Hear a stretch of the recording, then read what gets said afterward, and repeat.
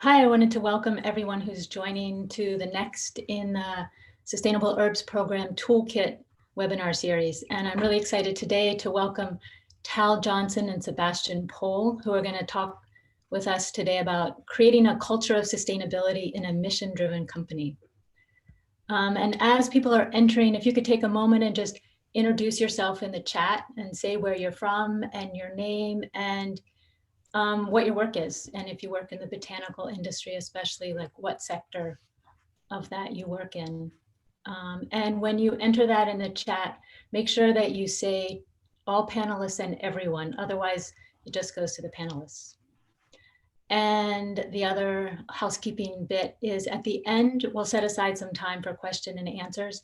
And if you have questions, please enter them in the Q&A, not the chat, because then it's easier for us to keep track of them.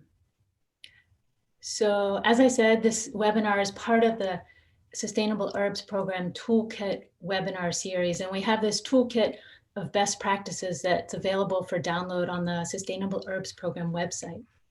And some upcoming webinars we have on December 3rd, I'll be speaking with people from Gaia Herbs, Mega Food, and Herb Pharm.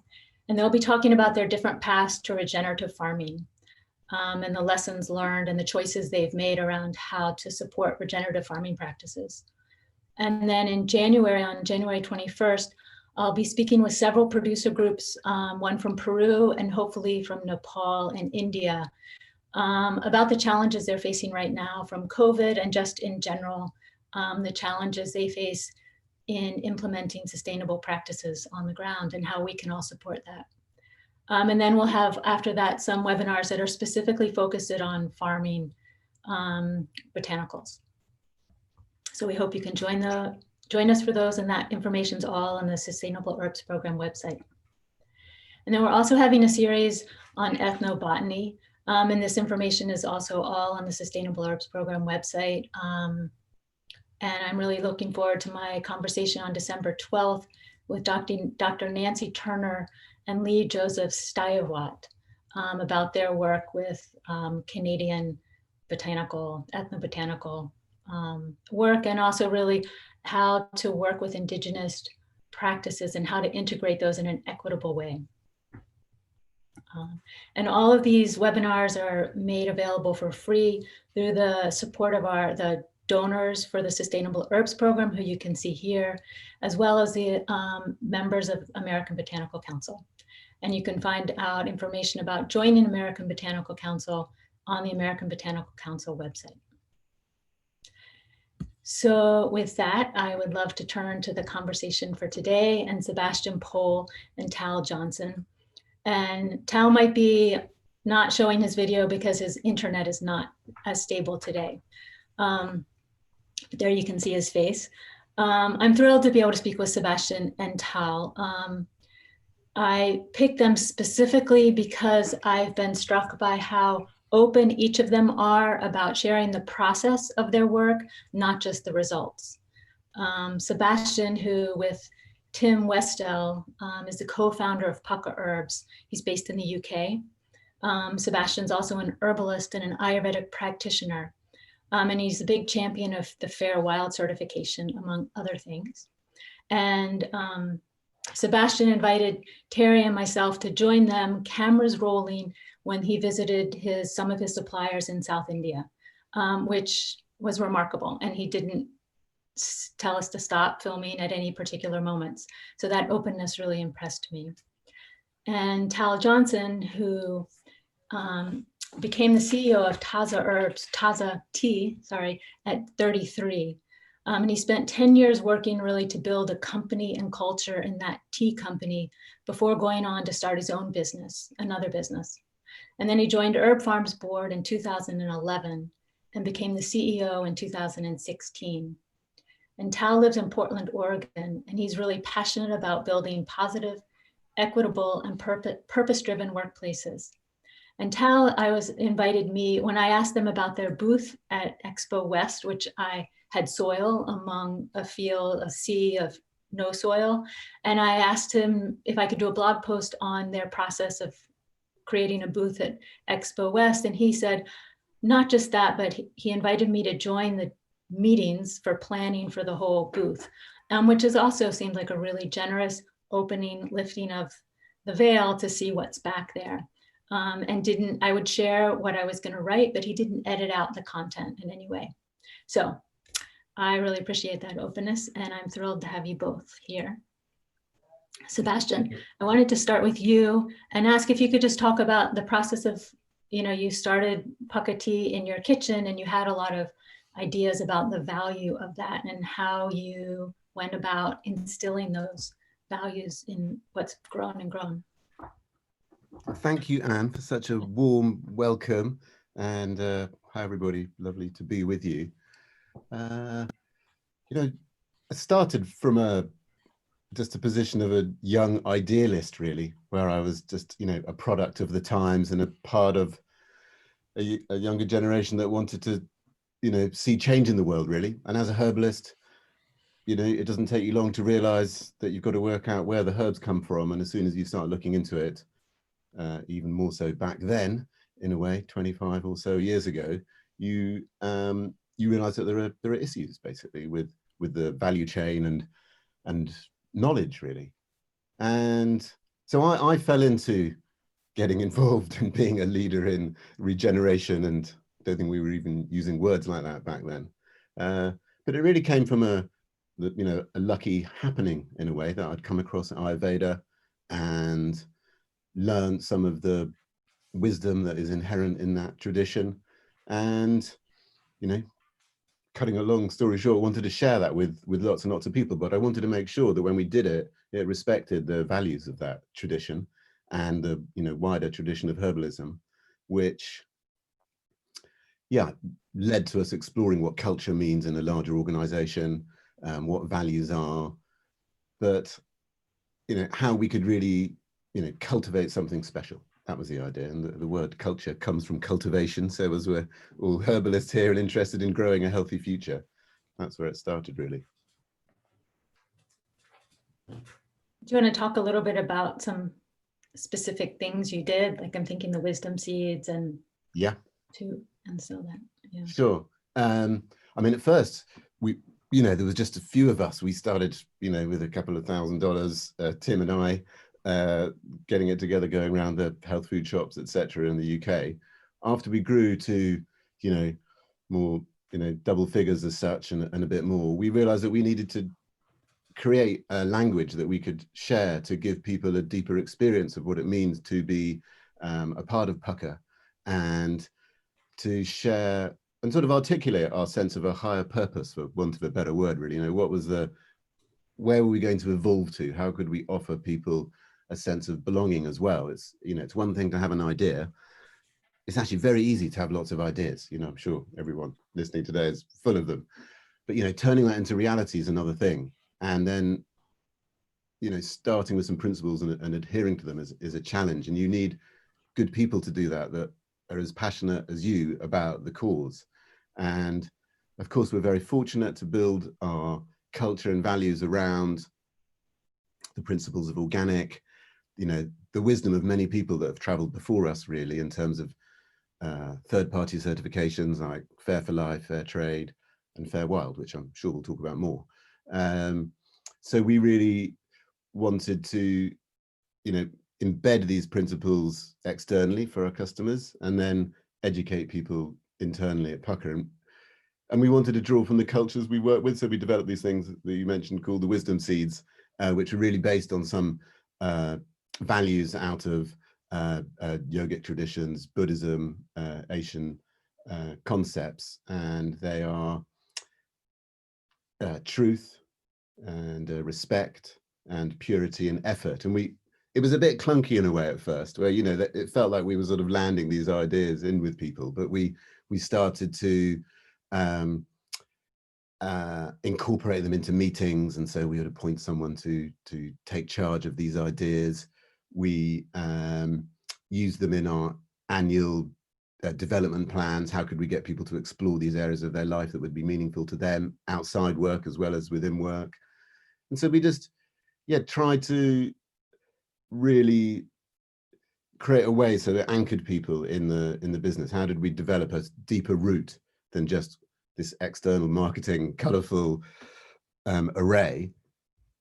And, I don't want to sit and say it's all been perfect for a minute. We really were working it out as we went along, and I'm afraid it was through our mistakes that we learned really along the way, and had lots of help. We brought in advisors, people more expert than ourselves, and learned a lot along the way.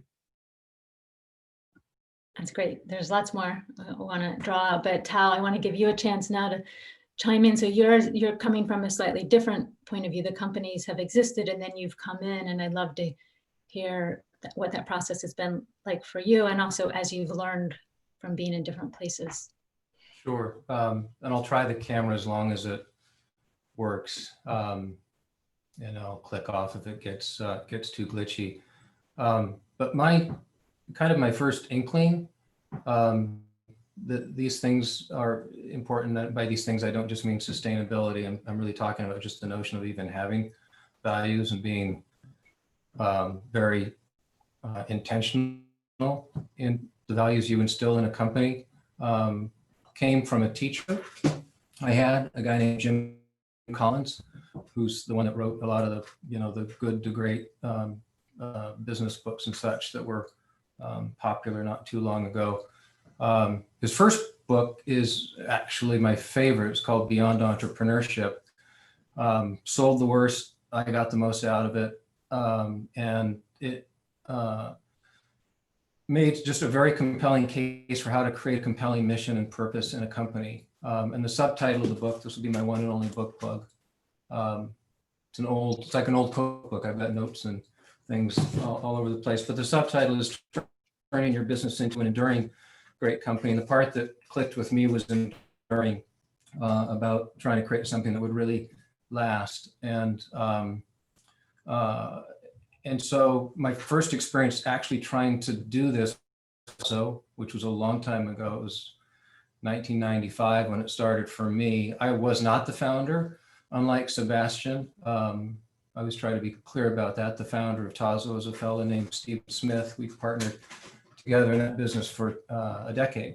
And I've always had a lot of respect for the people like Steve and Sebastian who can take a white, clean piece of paper and create something out of nothing. I came along about, 10 to 12 months after the company formally first existed, but it had the first product lines, it had the basics of the brand. I was able to literally see, touch, and taste what we were going to be working with, just try to make that distinction. But we were small. I think I was the fifth person. I think our payables we were only a year old, but our payables were anywhere from 4 to 6 months old. So we were kind of scratching by. And in those early days, I think everybody has a sense of purpose and mission, or you're much more likely to. And survival is a powerful motivator. And like us, if you're in one room working really closely together every day, you know what it's all about. You get the why of the business, and it's why you're there. You're not there because they pay twice as much as everybody else. You're there because you care about what's happening, and that was the case. That was the case for us. But eventually, if you survive that early stage, you start adding more people. You need to write it down. Basically, you do need to start to create something that's not just relying entirely on word of mouth. So we did it then by pulling people together. And I can't remember what year exactly, although we were in 2 or 3 of our development, so it wasn't immediately. We gathered a group of people together from all levels of the company. And the important thing here, I think, is to go broad and go deep in the company. You don't just have it be a lot of senior folks. This is my advice that I will tell you I have not always taken myself, but it's the advice that comes out of some learnings. And we just charged this group with creating our core values, our initial core values. And I think this was at a time when kind of the notion of calling things core values, for me, it was relatively new, and it was, like I said, something that a teacher had impressed upon me. And we trusted this team, and they wrote a list of 8 values that ended up being just fundamentally drivers of culture in the company. And people went to bat for all kinds of things.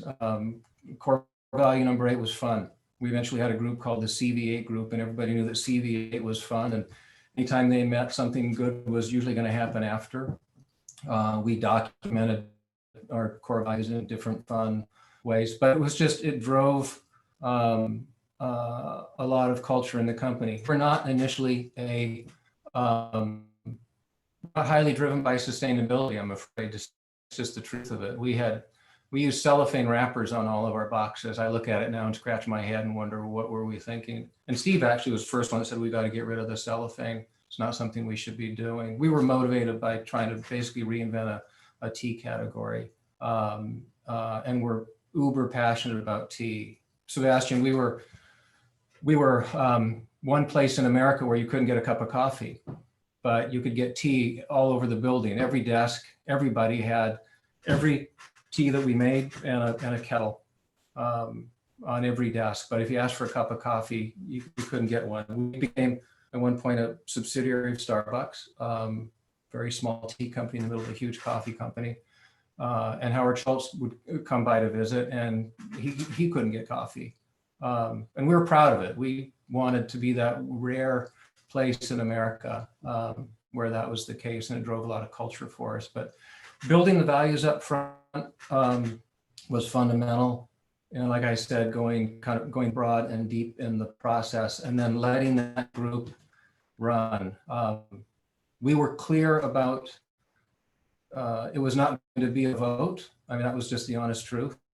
It wasn't going to be, let's vote on the final ones and whatever this group says goes. It had to be in sync with the founders, and it had to be in sync with ownership. But we also tried to guide that process really gently and trust that group with these decisions. And that is really what happened. There wasn't a veto at the end of the day on anything.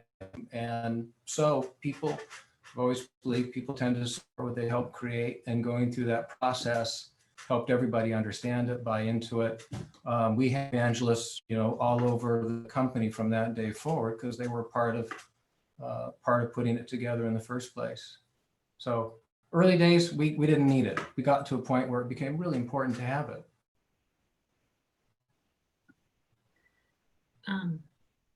There's lots there. Sebastian, do you want to respond to anything or continue with your story from Pukka? Or?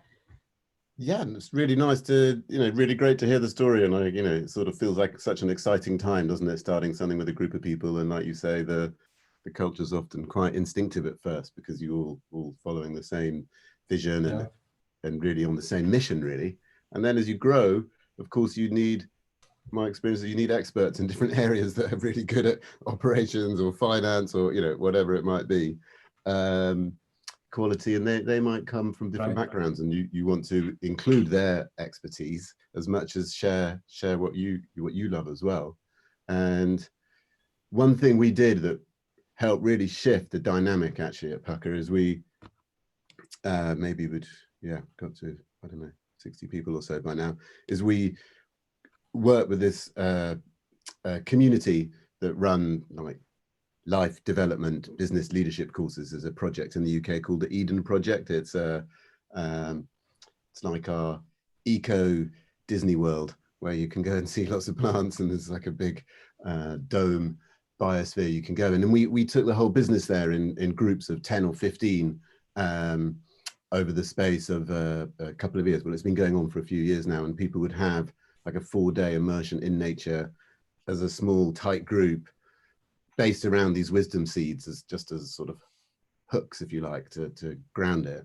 And people would really immerse themselves in nature and have a very sort of sensory experience of the majesty in nature, which, I think this idea of presencing and how you really turn up and take your seat, and Otto Scharmer and his theory, I think, talks a lot about presencing and this idea of being in nature and how that can give you the experience and passion to do what had brought Tim and I to Pukka in the first place, really, through our different paths, and the fortune we've got of feeling that uplifting nature, that uplifting energy that nature can give you. And we were trying to deliver it in a small cup of tea or a good quality capsule. But also because you're pushing boundaries as a young business, and one that's trying to shift the culture in the world you're in a way to make it more sustainable, you know, you're pushing stuff uphill. You know, you're short of resource, whether that's money or time. You're up against, you know, big players, and you're asking a lot of your team. And so engaging them in the things that bring you energy and vitality just felt like something that was worth doing. And it's just been so heartwarming having set it up, and the letters people write to us and the appreciation they give. That, you know, really serious immersion in nature and exploring their own inner lives that they might not have had a chance to do, and having really good parties. I can't deny, but I feel it's been really good for our culture. And, you know, go away for a day into the countryside and spend a day dealing with some difficult challenges and problems, but also celebrating together has been a big part of our time at Pukka. We you know, what we're trying to do is help people celebrate nature as well. And so we've tried to do that quite a lot. Not recently, of course, unfortunately, but you know, no joking aside, how, you know, creating an atmosphere of fun as much as possible in amongst all the hard targets and challenges, I think it's really served us well. So yeah, offering inspiration that's outside work, but that's meaningful, I think is really important. And yeah, creating a sense of fun, and that we can sort of out-achieve ourselves in a way. You know, we can sort of dream our dream of how we want to be. And if we can, a bit like a plant, if you can plant it in the right place, it can flourish. And that's, you know, I'm sort of squirming a bit because I know we haven't done it brilliantly, but, you know, we've tried to plant people in the right place so that they're getting the right nourishment to flourish. And yeah, hopefully that has a ripple effect across the whole community and everyone starts to grow. Well, I don't think anyone's done it perfectly, right? I mean, that it's, and what I'm impressed with the Eden Project also is the attention to relationships, and how so many people talk about that so important in sourcing botanicals, but also nurturing those within the company, which can also often get focused on meeting budgets and deadlines and that sort of thing. And so that attention to those relationships. And I'm curious, Tal, if you could talk a little bit to take that further, and how, you know, at Herb Pharm you have a farm, so there's that relationship with plants and place, and how these qualities of nurturing a culture and community balance out with the business part of meeting budgets and, you know, sourcing botanicals in a complex world. If you have any insights or stories from that. Yeah, and I'll try this again as long as it's functional. Yeah, Herb Pharm is obviously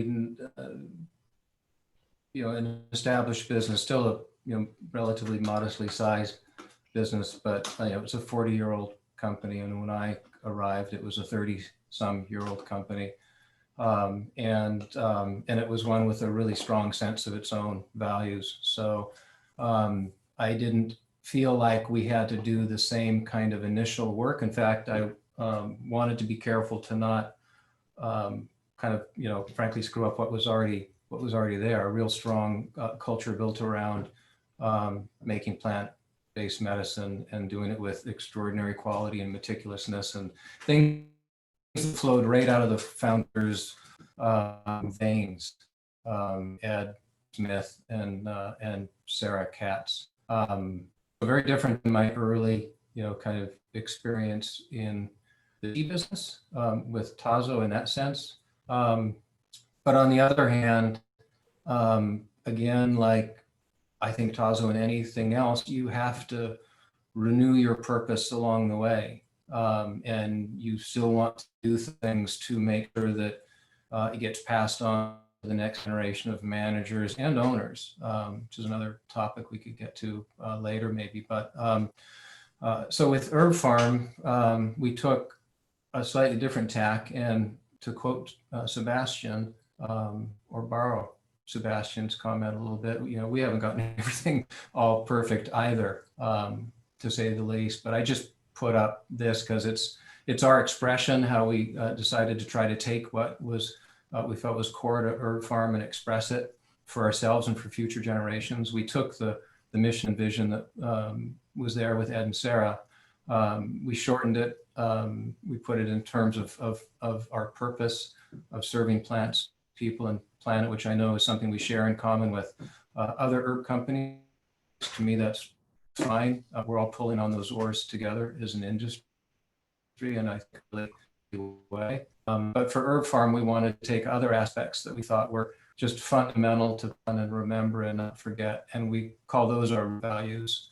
And those are things like our values as farmers, because we are farmers, herbalists. We try to keep herbalism on a pedestal as much as we can, and we have some probably who wish the pedestal was higher than it is at times, but I want and we want herbalism to be front and center at the table on a pedestal, like I said, in all of our decisions. And we always want, in everything we do, to practice sound quality herbalism in our product development in particular, but other things as well. Other core values as educators, as employers, things like their root values, rather, educators, employers, and the one that I like to call our taproot, which is stewardship. Just that we're stewards of the planet, we're stewards of this company and these products that are important to people.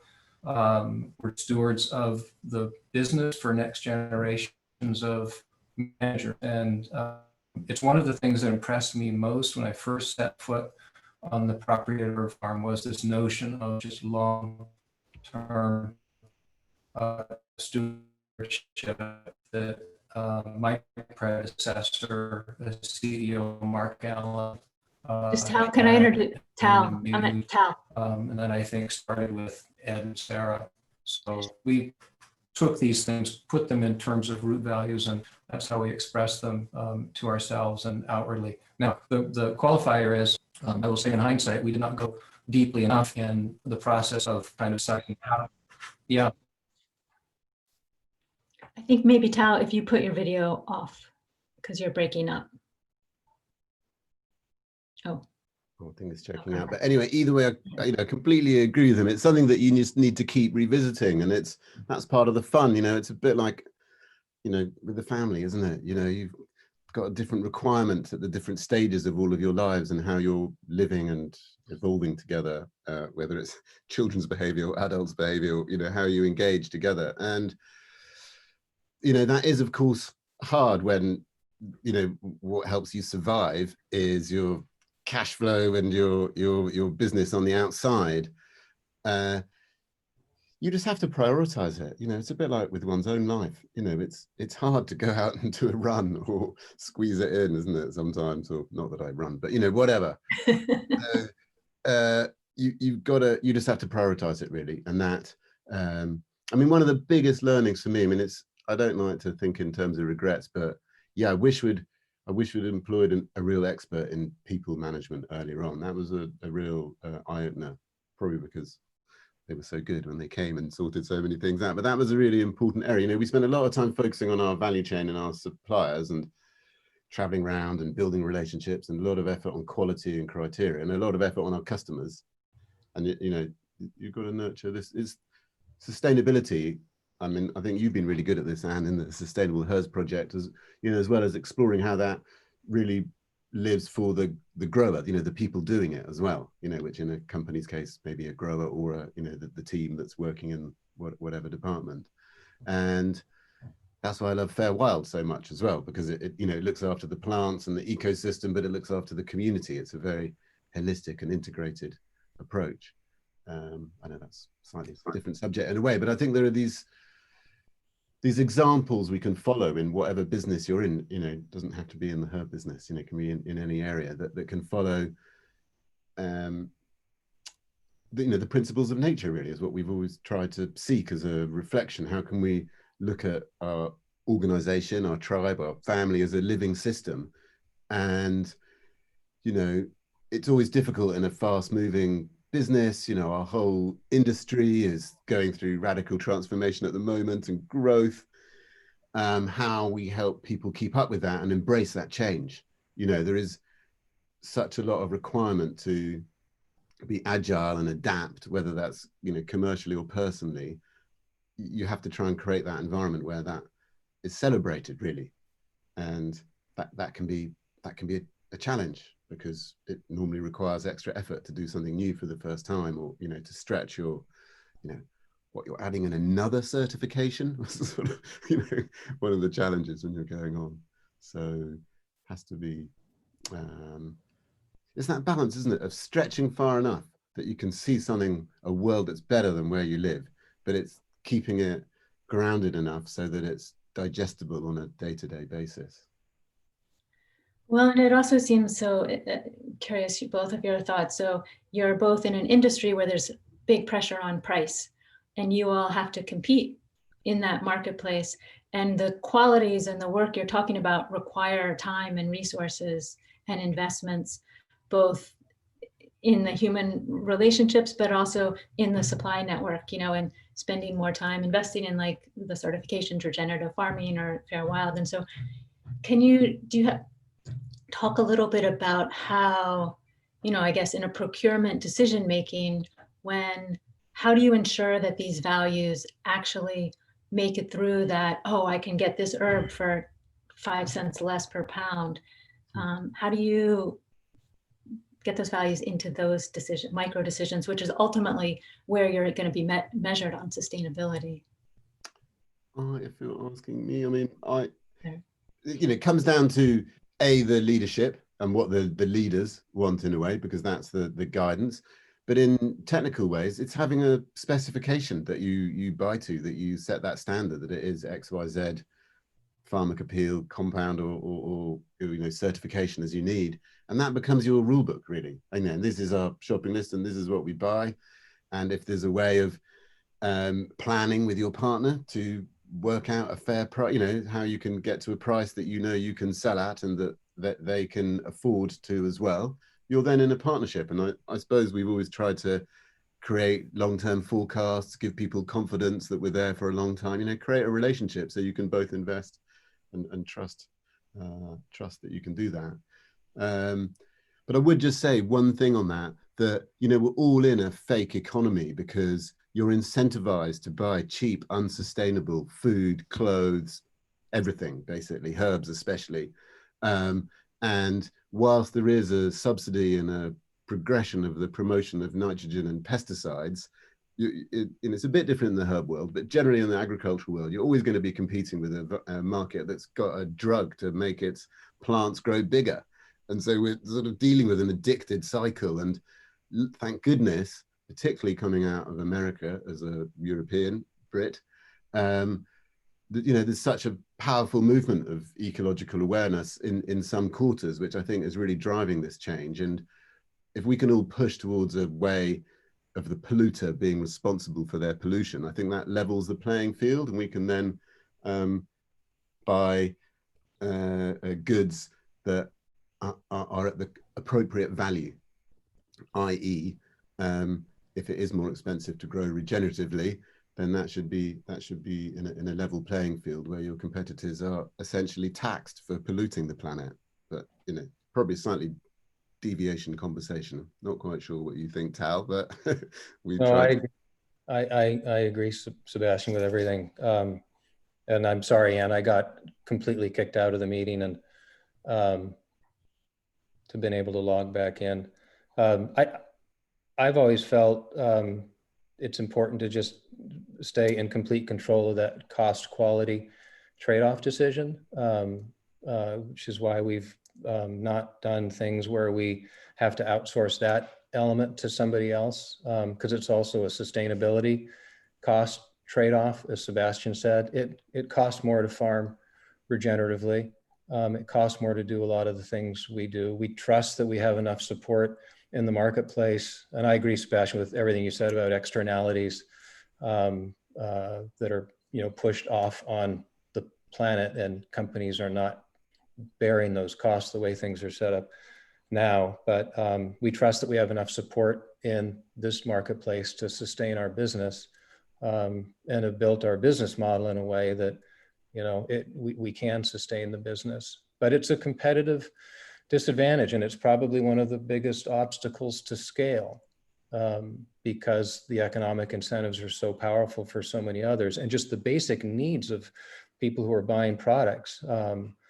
And people are so stretched. Those incentives for many become necessities rather than just an economic, carrot that they ran after. It's not that for many, I think. And one of the biggest challenges is scale. We're doing things right, trying to do things right anyway. You're doing a great number of things extraordinarily well. I think with probably more scale than we are, but if you look at the planet and you think about our collective impacts, solving for scale is one of the, I think, the greatest needs we have. I don't know what the solutions are.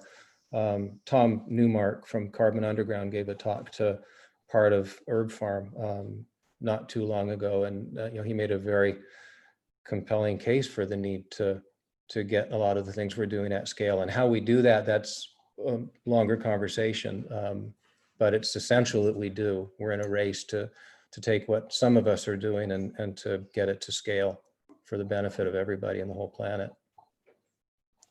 I'd love to chip in there. I'd love to chip in, just given that, we're in the middle of a massive health crisis, in terms of scale, there's a need for natural herbal medicine to be actually accessible at scale as well. And I think that's, one of the great sort of areas that hasn't quite joined together is the environmental movement and the health movement. I think they share the same values, but we haven't quite, there are bits going on, but we haven't quite found a way to harness that power of two great movements going in the same direction. And and you can see it happening with nutrition and organic food. Obviously, herbal medicine is a little bit deeper down the journey, but you can see ripples of it with, the evidence base for herbal medicine being so exceptional, the quality of lots of companies now, all the sponsors of ABC, etc. A lot of them are their great quality. You can see that shift being able to happen. And like Tal says, the scale thing is essential for accessibility because of the cost. Some of it could be perceived as being unavailable to wide swathes of people. And one of the ways to change that on a positive sense, rather than the taxation system I was mentioning before, is to incentivize farmers so that some of the subsidies, the many billions of dollars that are given every year to farmers, are shifted to regenerative agriculture rather than these sort of fixed payment systems that we seem to have in Europe. You get paid just for having the largest amount of land you have. You get paid for that. It's ridiculous. And you don't get paid for how you look after it. I wanted to stay with this tension between like vision and values and then scale and growth. And Tal, I wondered if you could talk some about ownership and the importance of thinking about ownership and the role it plays in navigating that journey, because as you both say, we have to reach larger. Yeah. So. Yep. And I'll switch to something regenerative and pleasant to do that. For people who may be at an earlier stage of a business and raising funds, my advice is that those early decisions have far-reaching consequences. When you're deciding who is going to own some or all of your early vision, and when you are most desperate for funds, I totally understand it. Just make those decisions with care. And I would just say in general, beware the highest bidder. They have the highest need for returns. They have the greatest need to take risks. They may put the greatest pressure on quality and values. So make those decisions with care. There are a lot of things you can do to protect against the downsides, though. One of which is, Sebastian, what I think you've done, at least from the outside looking in, which is to make these values so integral to what you've done that there is no incentive to change them. The incentives are to perpetuate them and to grow them and to build on them. And that's really probably the best way to do it, because it puts you in sync with the world in which we live as it is more. So kudos to that. I think it's probably the best and most important thing to do. We've obviously tried to do that as well over the years at Herb Pharm. We've taken another step we're able to take, which is to become a B Corp, or in our case, a B LLC. And we did that really to try to pour as much cement, if you will, if I can use that as a metaphor, on the values of Sarah Katz and Ed Smith. So that, you know, we did all we could to, I guess, two things. One, institutionalize those values by writing them into our legal documents. And then two, just as importantly, I think, to give all of our managers, current and future, legal permission to make decisions beyond profitability and beyond the bottom line, and to compromise and make sacrifices for other objectives. So, because there's an argument among some anyway that you know, you have to maximize shareholder value. I happen to think there's a equally or more compelling argument to the manager should be free to kind of seek or optimize the outcomes for their own values, including sustainability. But we wanted to give our managers clear legal permission to basically sacrifice economics for the greater good, or for more important things in the long run. So B Corp's another thing you can do, at least in a lot of US, if not all US locations, to try to bake those things in legally as well. Sebastian, I think B Corp's great. And something else that actually happened for us quite early on, I'm not quite sure how it happened, but we set up a board at a very young stage, and that really helped us get some sort of outside input.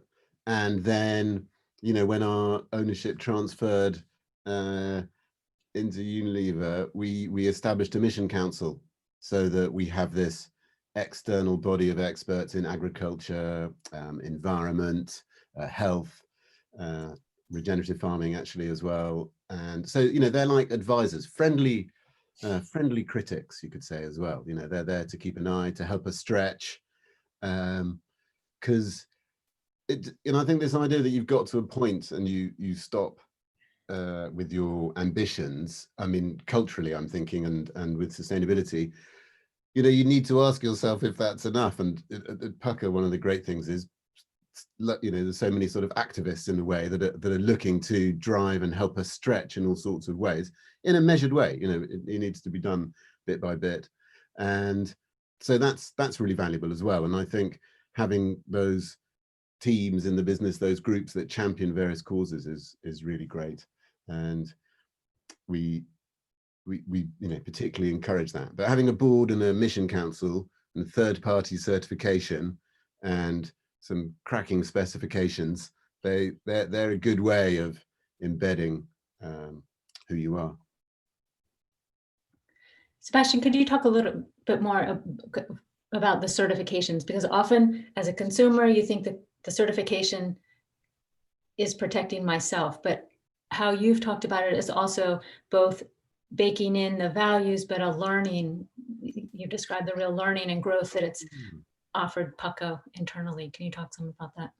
Yeah, well, because unfortunately, when you go for third-party certification, you get quite a few non-conformances in my experience, the dreaded NCs, and the inspectors are, you know, highly knowledgeable in their particular field, and so I've found it really, really valuable for learning myself in the early days. And then when we did bigger things like B Corp or 1% for the Planet, you know, we had teams across the business that would bring other people into the conversation and help with their understanding, and so that's been really good. I think it's also really great for your partners when they're going through it, the cultivation, your growing or wild harvesting partners, because they A, recognize how serious it is, B, they know someone's going to come and check. And I think having that third party objective eye is really valuable. And a lot of consumers just don't know what the logos are. It's just too complicated. I mean, if we survey all our Pukka customers, I don't know the figures off the top of my head, but, you know, not everyone knows we're organic. They certainly don't know what Fair Wild is. They just want to know that, you know, I feel like it's our job to do it for them. You know, we're there to serve people with something that they probably can't get everything together. It's too difficult and they're too busy and they've got their other responsibilities. So it's our job to give them what we would be happy with using ourselves. That's how we started it, really. And we've carried that on. But the third party certification, you know, they're progressive as well. It gets harder. And as you get bigger, they are a stretch for everybody, but they're a helpful guide. I don't know, Tal, you've recently broached into this regenerative organic as well, which is like the most hot off the press standard, isn't it? So interesting. Yeah, no, with that. yeah, we were really happy to jump on the chance to be a pilot farm for ROC when we first heard about it, actually en route to Expo one year. It's not just, it has not just been another badge to put on the website or something like that for us. It has made us better. Measuring new things, holding ourselves accountable. Matt Dybala, and who I think you're going to have on another panel soon, can speak to this at greater length and more authority than me. But I think he will say that it's made us better as a company. It's helped him just teach and educate our whole group of folks who are working on the farm. We're composting more. We're doing more and better cover cropping, much more diverse blend of species in our cover cropping in multiple dimensions, actually. Yeah, it's been good for us. I have to admit, when I first heard about it, I thought, all right, going beyond organic, that is important. Regenerative is essential for the health and future of the planet, and that's why we jumped on it. I didn't expect it to help us improve as much as it has, and so that's been I think a really good thing. We leave a lot more land fallow than I think Herb Pharm used to back in its history. There's a number of things we're doing, and we have a lot of certifications, and it's hard to keep up with all of them. We're salmon safe because of a riparian project we did on a creek that runs adjacent to our farm, planted hundreds of trees for the health of that creek. We're bee friendly. The woman who tends to our botanical education garden identified a new species of bee on our farm. B Corp certified organic, regenerative organic certified. There are a lot of them. They're hard to keep up with, but they made us better. It's not just been a badge. That's kind of a fun aha for me. And one of the questions, Ed Fletcher's kind of builds on what you're both talking about, you know, huge investment in these certifications, whatever they are. And Ed asked, how can companies best quantify the advantages of regenerative practices, or say fair wild, so the financial folks are satisfied? So again, it's sort of how these values, how the rubber meets the road. Well, first off, get financial folks that buy into the values. That's the first step, because sometimes it won't pencil. It doesn't have an obvious ROI, right? What's the ROI of planetary health? Well, I don't know the equation, but I think it's pretty big. And I don't mean to be flip about it, Ed,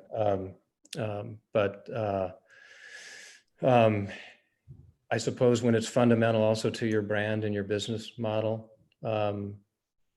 to live by these values and hold yourself accountable in these ways, that if you stop doing that, you'll lose your value as a brand and eventually your business. And, you know, you will find margins compressed. You will find things getting tougher, not easier, I think, if you start to compromise on these things. That, I think, is actually a very slippery slope to being a very unspecial, you know, potentially non-enduring business.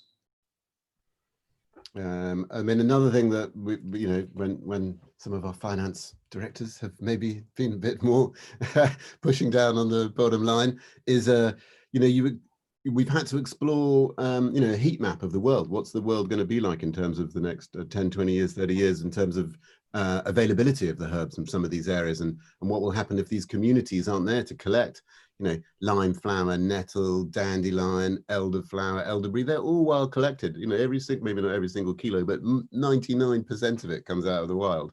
of those species, I think, maybe except for on Herb Pharm where they'll grow a lot of them. But, you know, it's a risk to your supply that you won't have it. So economically, you can make the sustainability argument that there is a risk to one supply through availability. And yeah, you've got to get them to drink from the magic cup.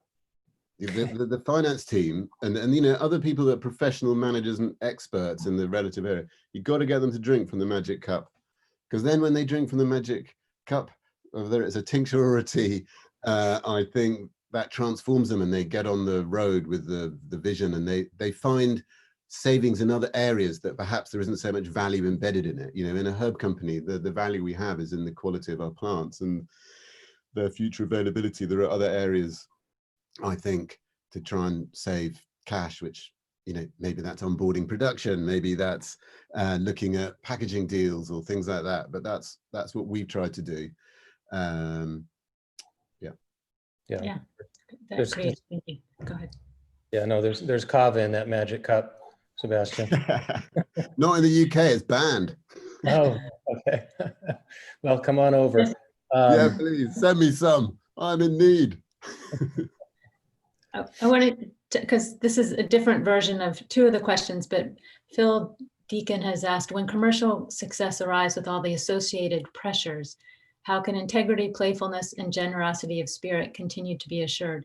And that also kind of comes in with, because a smaller company, maybe you're more likely to have everybody who's drunk, who will drink the tea. But when it becomes bigger, how do you scale that? Well, I think we're in the middle of it. You know, it's a sort of emergent reality. I think you just carry on. You carry on learning, carry on, you know, stick to the basics. And there's a great book, Everything I Learned in Everything I Need to Know About Life I Learned in Kindergarten, isn't there? You know, I think, you know, keep going back to the basics. So just keep getting the teams to reinvent the culture, and, you know, keep getting people to co-create it as such, I think is one thing. Keep sharing stories. You know, a lot of it's about storytelling and helping it be personal. And yeah, keep engaging people. I don't know, Tal, what are you're busy in the middle of that as well. I mean, the pressures are always there, I think, at any stage. Early stage, it's survival. Later stage, it's maybe making growth targets. If you're public, you've got even more kind of, you know, day-to-day or quarter-to-quarter public pressures. But again, if you've done the things to make it fundamental to your product and your brand, that these values are essential, like drinking from the Patagonia cup, it's an example. It's much more likely to perpetuate. And my general thought on growth is it can be good or bad. It depends on what you're growing. And I've always felt our most important first social impact is what we make. And we make a product that's inherently healthy. And as we grow and succeed, we help people be healthier, live, you know, healthier lives. That's a good thing. And if we can do it with our other values along the way, our growth is expanding growth. And that's good. It doesn't mean the pressure goes away, but I think the pressure's there all along the way to sustain yourself along these other, you know, financial and other parameters. There are pressures of distribution and shelf space contraction, and one major customer buys another major customer, and all of a sudden the 800-pound gorilla is, you know, 1,600 pounds and staring you down. Those are there, I think, no matter what, and you've just got to navigate it. We're coming to the end, and I have one question I wanted to ask each of you, Seb. Maybe I'll start with you. So being a leader, and because you see, as you said, something that's not in reality yet. And so moving toward that and bringing people along can be really hard and challenging and often lonely. And I wondered if you have any lessons or advice or wisdom to share, each of you, you know, thinking about that. I think I do. I mean, something I've, you know, Tim and I have always asked ourselves every year, you know, at the end of the year, when we'd have grown, whatever, 25 or 30%, you know, what have we managed to keep up with that? Are we keeping up with that vision? And I suppose the things I've done is, you know, go on a retreat in nature, go on a silent retreat or a quiet retreat, or go camping and just, you know, get perspective really. And then go with your instinct. I think that's what I've learned a lot. You can, you know, you build up your experience, and then and that sort of adds to your instinct and your intuition. And so those are two things. And then, yeah, lots of yoga nidra and ashwagandha. Those are two requirements of my everyday. Tal, you've been on a much longer management senior leadership journey than me. How do you keep Well, well and happy? you're aging me. My advice. Sometimes I follow my own advice. Sometimes I don't.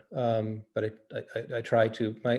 My advice for somebody stepping into a leadership role or in a leadership role is listen. I lead best when two ears are open and one mouth is closed. And the internet probably did some of you a favor by cutting me off at different points today. But listen, care about your people. I care deeply about what it's like to work at the company. I want people to be able to live, good lives. We want to pay living wages. We farm in rural Southern Oregon. We started paying $15 an hour as a minimum starting wage a while ago, long before we were required to. We're still not required to, but we do, providing healthcare, gold level healthcare plans for everybody, paid for by the company, profit sharing, things like that. Just care about your people. You won't always get it right. We don't. We're a work in process. Don't,